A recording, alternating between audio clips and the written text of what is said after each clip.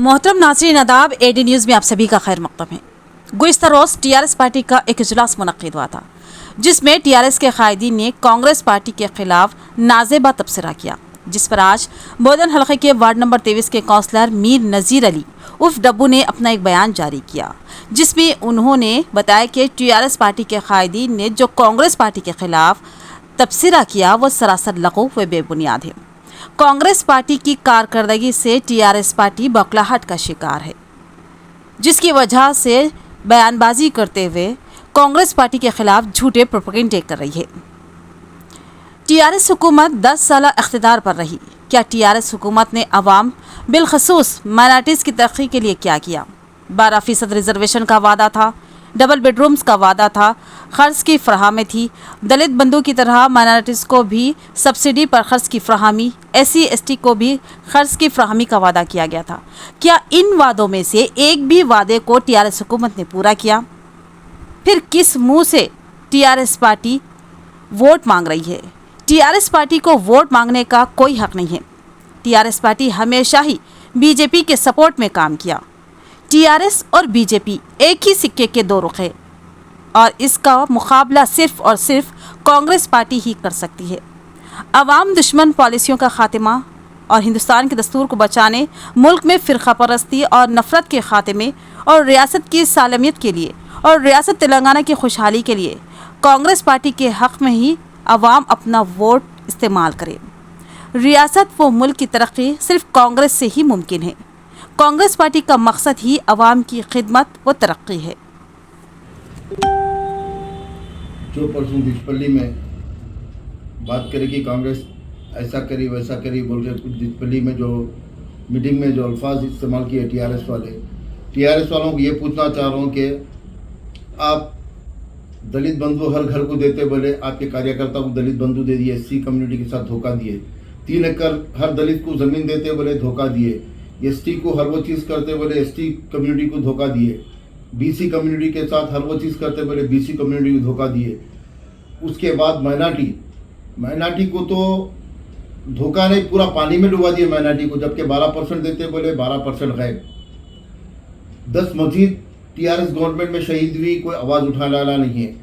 उसके बाद minority loans 10 साल में कभी आप किसी माइनॉरिटी को नहीं दिए। लास्ट इलेक्शन के टाइम पे, खैरात के टाइम पे एक कॉन्स्टिट्यूंसी को 100 लोन देके 1 लाख रुपए दे दिए, 10 साल में एक बार दिए। दूसरी बात, माइनॉरिटी के लिए ना स्कॉलरशिप बंद कर दिए।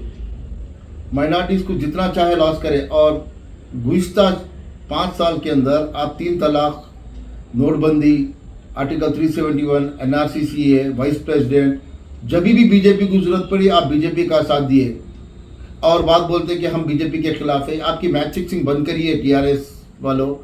आप जब भी बीजेपी मुसलमान के खिलाफ जब भी आपको ज़रूरत पड़ेगी आप बीजेपी को बराबर पार्लियामेंट में साथ दिए। और मैं तमाम मुसलमानों से और BC कम्युनिटी से, SC कम्युनिटी, ST कम्युनिटी और तमाम मेरे हिंदू भाइयों से रिक्वेस्ट ये कर रहा हूँ कि ये बीजेपी की B टीम है। जब भी बीजेपी को इनको ज़रूरत पड़ेगी वो बराबर बीजेपी का साथ दिए। और ये जो दिल्ली का स्कैम है, लिकर स्कैम, ये भी एक बहुत बड़ा मैच फिक्सिंग है दोनों के बीच में। आइन इलेक्शन के सामने अरेस्ट करना ये कहाँ तक है, जबकि 2 साल से चल रहा। इलेक्शन के सामने लेके आके डाल के हम बीजेपी के खिलाफ है बोल के बोलना।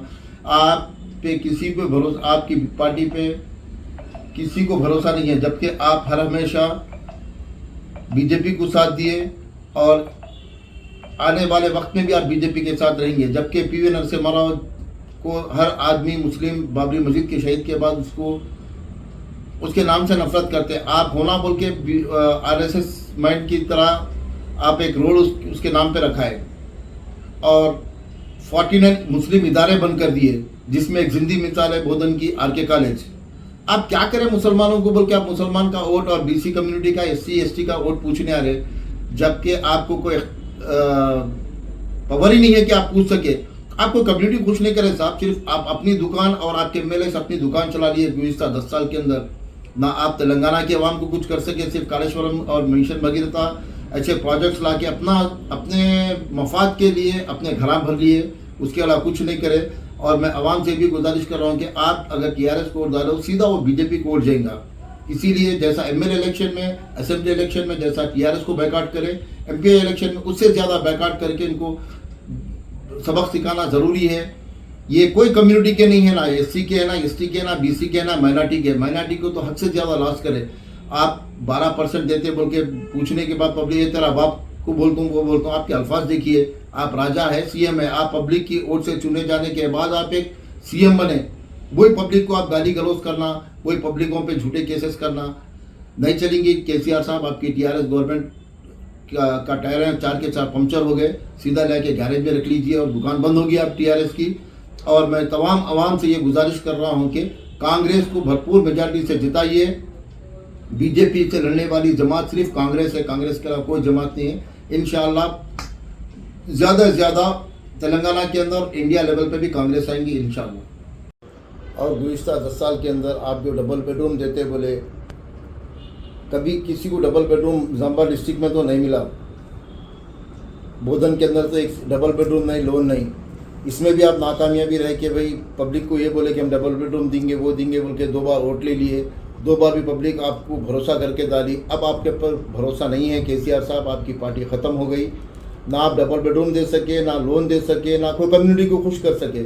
आप इनको ये कर दूंगा, उनको वो कर दूंगा, ये कर दूंगा। कभी किसी को सिर्फ काने खुश करे, बस आवाम को गोल घुमा के अपने जेब सीधा कर लिए। आज गुज़िश्ता 10 साल पहले आप लोगों की फैमिली का बैकग्राउंड देखिए, आपका बैकग्राउंड देखिए। और मैं तेलंगाना की आवाम से गुजारिश कर रहा हूँ कि इनकी बातों में मत आइए।